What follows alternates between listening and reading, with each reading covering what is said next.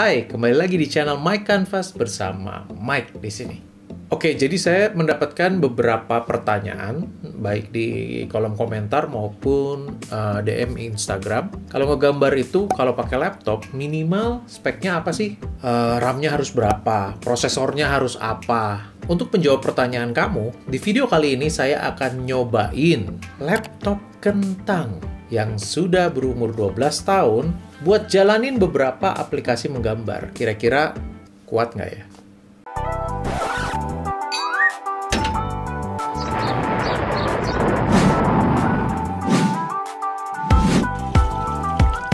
Oke, di tangan saya sekarang udah ada laptop yang udah 12 tahun. Ini udah cukup lama saya pakai. Dibeli tahun 2010, sekarang 2022. Dan sampai hari ini masih jalan. Jadi buat kebanyakan orang ini mungkin masuk kategori laptop kentang. Sebutan zaman sekarang ya, saya juga nggak tahu kenapa sebutnya kentang ya. Kenapa nggak singkong, kenapa nggak... Disclaimer dulu ya, saya nggak bermaksud menjelekkan brand apapun. Nggak. Yang dimaksud laptop kentang di sini adalah laptop merek apapun yang sudah berumur. Atau mungkin secara umur belum tua-tua amat, tetapi secara spesifikasi dia itu sangat minim atau sangat terbatas. Tapi justru menurut saya pribadi, laptop yang ada di tangan saya ini justru hebat karena 12 tahun masih berjalan normal. Saat ini fungsi laptop ini cuma jadi laptop yang dipakai sekolah online sama anak saya. So, ini barangnya. Lenovo. Mana logonya? Ini Lenovo G460 versi 2010 ya. Prosesornya ini Intel Pentium Dual Core P6100.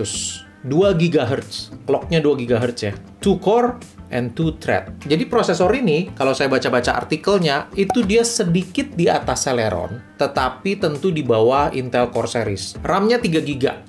Awalnya beli cuma 1 GB bahkan. Lalu saya tambah satu keping lagi, yang 2 GB, jadi total RAM-nya sekarang 3 GB. Zaman sekarang loh, RAM 3 GB loh. Layarnya resolusi 1366 x 768 pixel. Panelnya TN, sudah pasti karena ini laptop murah. Jadi memang secara speknya bisa dibilang kentang lah ya ini laptop. By the way, ini laptop sekarang udah nggak ada baterainya guys. Tuh. Iya, baterainya udah nggak ada. Karena baterainya udah drop, udah rusak, udah nggak ngecas lagi, dan saya lepas, terus nggak tahu hilang kemana. Selama 12 tahun, perbaikannya itu hanya ganti satu keyboard, karena ada yang mati, beberapa tombol, tombol A, tombol apa lagi ya? Ya pokoknya ada beberapa tombol mati, tombol angka juga ada yang mati. Itu di tahun ke-8 saya ganti keyboard seluruhnya ya, satu panel. Nih satu panel begini nih guys. Satu panel begini nih keyboardnya ganti. Lalu adaptor, adaptor itu gantinya udah 2 kali. Jadi pertama di tahun ke-8 dan berikutnya di tahun ke-11. Baru-baru ini saya ganti harddisknya dengan SSD karena harddisk di zaman sekarang untuk sistem itu udah sangat nggak rekomen guys. Lemot banget. Jadi kalau untuk simpen data doang ya masih bisa lah kalau untuk simpen data aja ya, backup data gitu. Tapi kalau untuk sistem ya kayaknya harus ganti SSD. Zaman sekarang udah no debat harus ganti SSD guys. Lalu saya ganti SSD yang 120 GB saja. Murah meriah, hanya 200 ribuan harganya, dan karena memang cuma dipakai ke anak sekolah online untuk zooman doang, cukup lah. Untuk input device-nya, saya pakai pen tablet lama saya, yaitu Wacom Intuos Pro Small PTH 451 yang saya beli di tahun 2013. Jadi udah 9 tahun guys. Jadi ini baik laptopnya ataupun pen tabletnya ini sama-sama barang uzur, sudah berumur gitu ya. Nah, bahkan di zaman sekarang kamu bisa beli pen tablet, ini kan saya bekas ya, tapi zaman sekarang kamu bisa beli pen tablet kayak gini, itu cuman mulai dari harga 350 ribuan, itu udah bisa jalan loh guys. Murah banget zaman sekarang. Saya pakai Windows 10 di laptop ini, yes, kuat jalanin Windows 10 guys. Dengan catatan udah ganti ke SSD ya. Saya sebelumnya sempat install Windows 10 waktu masih pakai hard disk dan lemot banget. Tapi sekarang setelah ganti SSD, install Windows 10 itu booting cepet ya, cuman ya nggak sampai 30 detik. Buat saya sih itu udah cepet. untuk laptop zaman jadul begini. Itu sebetulnya berkat SSD, kecepatan baca tulisnya itu jauh lebih cepat. Sekarang kita langsung tes ke aplikasi menggambar. Ada beberapa aplikasi menggambar yang saya tes install di sini dan saya cobain. Yang pertama tentu saja aplikasi sejuta umat yang gratis dan tersedia di seluruh platform, yaitu Medibank Paint. Ini aplikasi ini ada di semua platform, Windows, macOS, Android, iOS, dan juga didukung cloud system yang memungkinkan file kita bisa diakses dari mana aja. Mau kamu dari Windows, diakses di iPad, bisa. Mau dari Mac, diakses di Android, bisa. Medibank berjalan lancar, pressure, semuanya oke banget. Nggak ada kelihatan berat atau gimana, ya jalan lancar lah gitu. Canvas selalu saya coba di ukuran high res, standar yang biasa saya pakai untuk nyobain semua aplikasi menggambar, yaitu 3000 kali 3000 pixel dengan kepadatan pixelnya di 300 dpi. Dari hasil uji coba, Medibank berjalan mulus, so far pressure, goresan semua mulus tanpa lag. Jadi ya nggak ada keluhan sih pakai Medibank di laptop ini. Bisa dibilang laptop ini sangat kuat ya untuk jalanin Medibank. Lalu yang kedua, saya nyobain Krita. Nah, sangat disayangkan guys, Krita nggak jalan di laptop ini. Saya nggak tahu kenapa, tapi aplikasinya selalu crash. Masuk sih masuk, berhasil bikin new canvas bisa gitu ya, tapi nggak lama. Misalnya saya lagi gambar gitu, terus klik kanan aja untuk memunculkan shortcut palette, terus brush gitu ya. Nah itu tuh loading, dia lama kayak loading, lalu tiba-tiba crash balik ke main window. Udah dicoba berkali-kali, tetap begitu. Bahkan terakhir-terakhir dia sama sekali nggak mau kebuka aplikasinya. By the way, ini adalah fresh install Krita versi terbaru. Jadi ya, gimana ya? So far, it's safe to say Krita tidak bisa dijalankan di laptop ini. So, Krita users, I'm sorry. Lalu yang ketiga, tentu saja aplikasi SAI Paint Tool. Aplikasi legend ini sih udah nggak usah diragukan lagi soal ringannya. Ya, hasilnya sesuai dengan ekspektasi, karena aplikasi ini udah legendaris ya, ringannya, bisa dijalankan di laptop zaman kapan juga. Kayaknya sih bisa-bisa aja gitu SAI Paint Tool tuh. Seperti biasa, goresan brushnya di SAI Paint Tool itu smooth abis, enak banget. Bagi kamu yang belum pernah nyobain SAI Paint Tool, cobain deh. Pressure-nya itu khasnya SAI gitu ya. Ngegedeinnya dan ngecilinnya itu smooth banget, nggak ngerti lah. Pokoknya SAI itu paling oke lah. Dan yang paling asik di SAI itu tentu blending tools-nya ya, water gitu. Aduh, enak banget. Dan ini untungnya diadaptasi di Clip Studio Paint. Jadi ya, saya pakai Clip Studio Paint itu seakan-akan seperti pakai SAI Paint Tool juga. Tapi ya lebih lengkap aja Clip Studio Paint.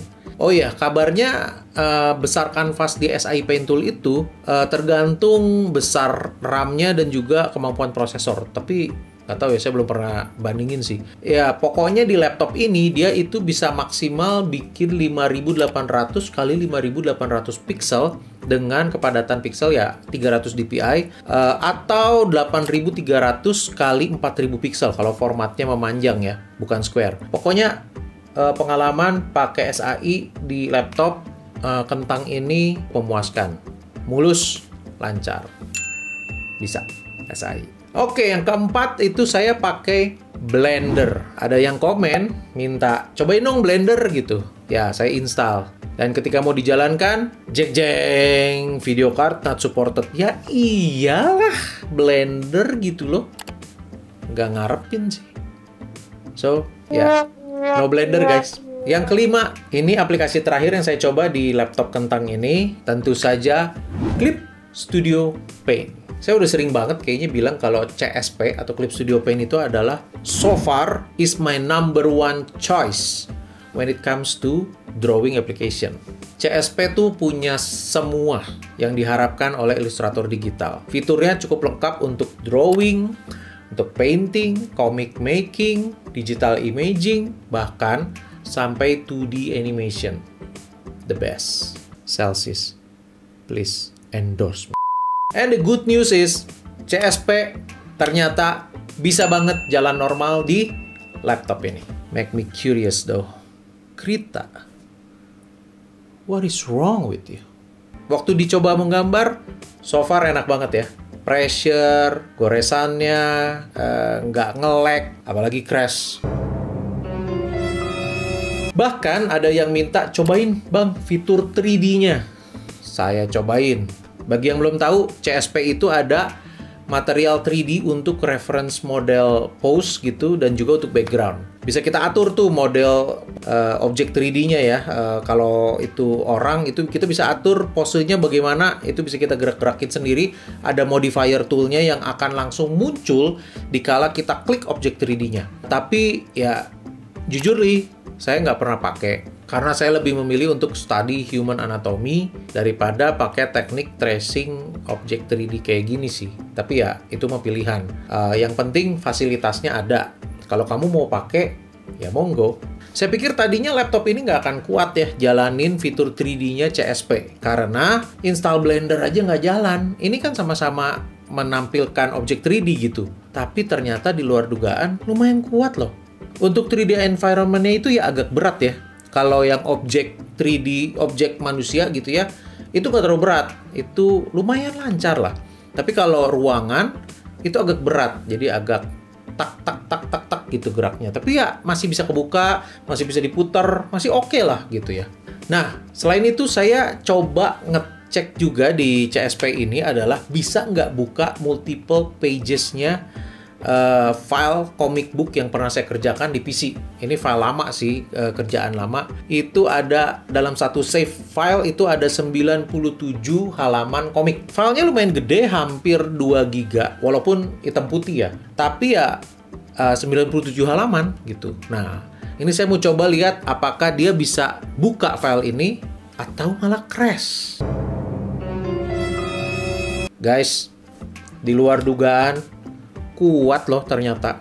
Dan buka per page-nya itu setelah buka file session-nya, itu buka per halamannya itu juga nggak lama guys. Dan selain itu juga saya coba buka file animasi. Jadi pengen ngecek nih kalau animasi bisa nggak di sini. Ternyata bisa juga. Jalan juga normal sih, nggak ada kayak nge-lag ataupun patah-patah atau gimana. Enggak sih, oke-oke aja. Dan ini kayaknya cukup membuktikan CSP bisa berjalan cukup lancar ya di laptop ini.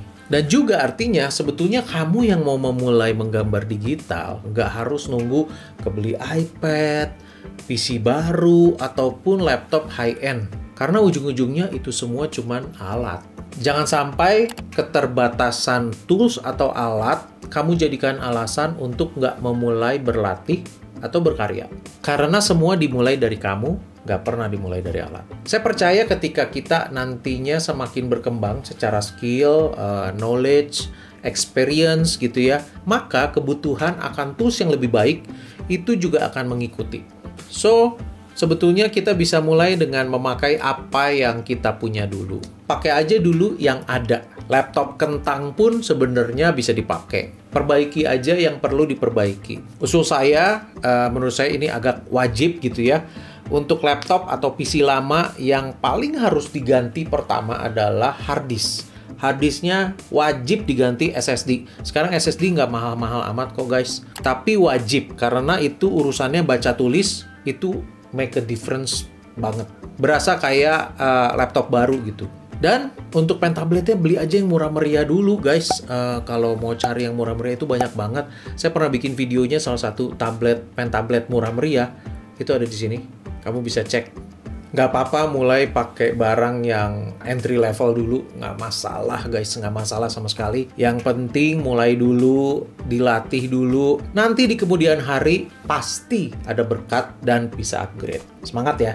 Oke, jadi mulai dengan apa yang ada di tanganmu terlebih dahulu. Oke, segitu dulu video kali ini. Test drawing di laptop kentang. Laptop kentang itu berat banget guys. Semoga berguna bagi yang menonton. Kasih like kalau kamu suka, dan tinggalkan komen kalau kamu emang demen ngetik. Dan sampai ketemu di video berikutnya. Bye.